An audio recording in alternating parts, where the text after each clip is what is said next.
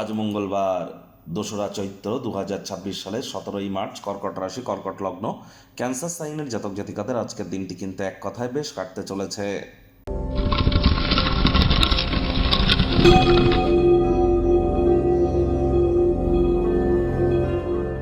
ভিডিওটির শুরুতেই স্ক্রিনে আপনারা দেখতে পাচ্ছেন মঙ্গল গ্রহের বীজমন্ত্র ওম ক্রাং ক্রিং ক্রং সব ভোমায় নামা।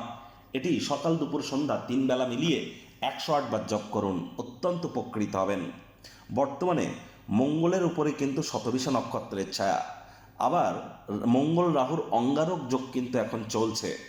বুধ কিন্তু বর্তমানে এখনও কিন্তু বক্রিয়া আছে জড়ত্ব যোগের আন্ডারে। এজন্য কিন্তু বারবার আপনাদেরকে বলছি, খুব মঙ্গল গ্রহের নাম জপ ধ্যান আরাধনা করুন, হনুমানজির নাম জপ ধ্যান আরাধনা করুন।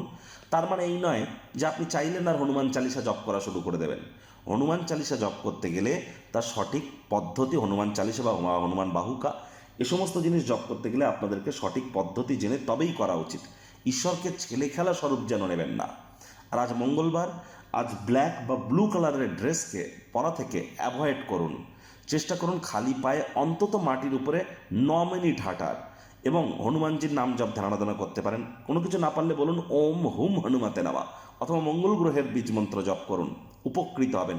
যাদের ব্লাড রিলেটেড কোনো ইস্যু আছে, রক্ত সম্পর্কিত কোনো শরীরে সমস্যা আছে, high BP, low BP, cholesterol, haemoglobin fall করা, বা ক্যালসিয়াম আয়রনের ঘাটতি থাকা, বোন ডেনসিটির কোনো প্রবলেম, তাদের ক্ষেত্রে মঙ্গল গ্রহের দুর্বলতার কারণেই কিন্তু এমনটি হয়ে থাকে। যে সমস্ত মহিলারা স্বামীকে নিয়ে সন্তুষ্ট নন, এটিও কিন্তু মঙ্গল গ্রহের কারণেই হয়ে থাকে। তাহলে জ্যোতিষতাত্ত্বিক পরামর্শ আপনারা গ্রহণ করতে পারেন, আর মঙ্গলের বীজমন্ত্র খুব জপ করুন, দেখবেন অবশ্যই উপকৃত হবেন। ভাগ্য মিটার আজ আপনাদের বলছে 7/10, ভাগ্য আপনাদের অনুকূলেই থাকবে। পরিবার এবং কর্মজাগতিক ক্ষেত্রে আপনাদেরকে একটু সাবধানতা অবলম্বন করেই চলতে হবে। কায়িক পরিশ্রম হলেও শরীর মনের সতেজতা এবং তরতাজাই আপনারা অনুভব করতে পারেন। ওজন বুঝে ভোজন গ্রহণ করুন।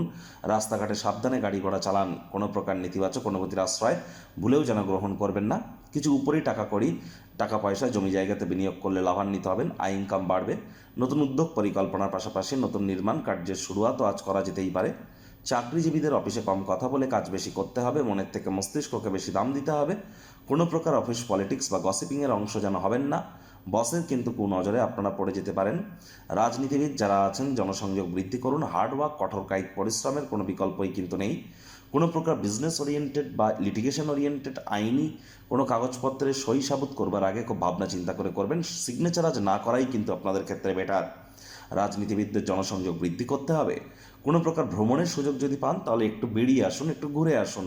এটি আপনাদের বুধ গ্রহকে এনহ্যান্স করতে সাহায্য করবে। বিদ্যার্থীদের পড়াশোনায় মনোযোগ আরও বৃদ্ধি করতে হবে। উচ্চশিক্ষার জন্য যারা বিদেশ যাত্রার কথা ভাবছিলেন, ভাগ্যদেবী আজ আপনাদের পক্ষেই আছেন। সন্ততি থেকে থাকলে তারাও তাদের কৃতিত্বের দ্বারা আপনাদেরকে গর্বিত অনুভব করাবে। হাউস ওয়াইফদের জন্য দিনটি এক প্রকার বেশ।